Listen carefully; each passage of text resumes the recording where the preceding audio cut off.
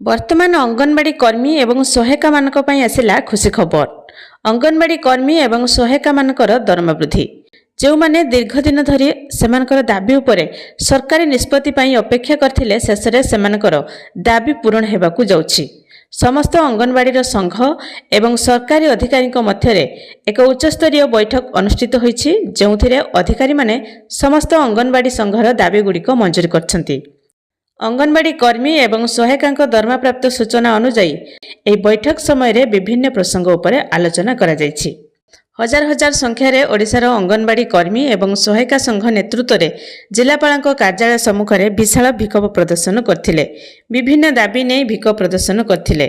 ବିକ୍ଷୋଭ ପ୍ରଦର୍ଶନକାରୀ ଅଙ୍ଗନବାଡ଼ି କର୍ମୀ ସହାୟିକାମାନେ ସ୍ଥାନୀୟ ଅଗ୍ରଗାମୀ ଯୁବକ ସଂଘ ସମ୍ମୁଖରେ ଏକ ବିଶାଳ ଶୋଭାଯାତ୍ରାରେ ବାହାରି ସହର ପରିକ୍ରମା କରି ଜିଲ୍ଲାପାଳ କାର୍ଯ୍ୟାଳୟ ସମ୍ମୁଖରେ ପହଞ୍ଚି ବିକ୍ଷୋଭ ପ୍ରଦର୍ଶନ କରିଛନ୍ତି।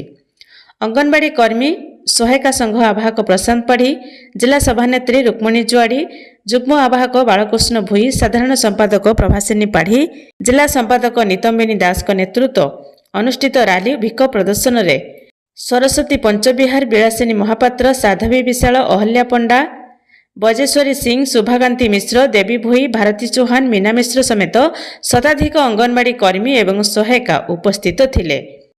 ତେବେ ବିକ୍ଷୋଭ ସ୍ଥଳକୁ ଆସି ଦାବିପତ୍ର ଗ୍ରହଣ କରିଛନ୍ତି। ତେବେ ବହୁ ଜଲ୍ଦି ଅଙ୍ଗନବାଡ଼ି କର୍ମୀ ଏବଂ ସହାୟିକାମାନଙ୍କର ଦରମା ବୃଦ୍ଧି ହେବ। ମୁଖ୍ୟମନ୍ତ୍ରୀ ମୋହନ ମାଝୀ ଅଙ୍ଗନବାଡ଼ି କର୍ମୀ ଏବଂ ସହାୟିକାମାନଙ୍କର ଦରମା ବୃଦ୍ଧି କରିବେ।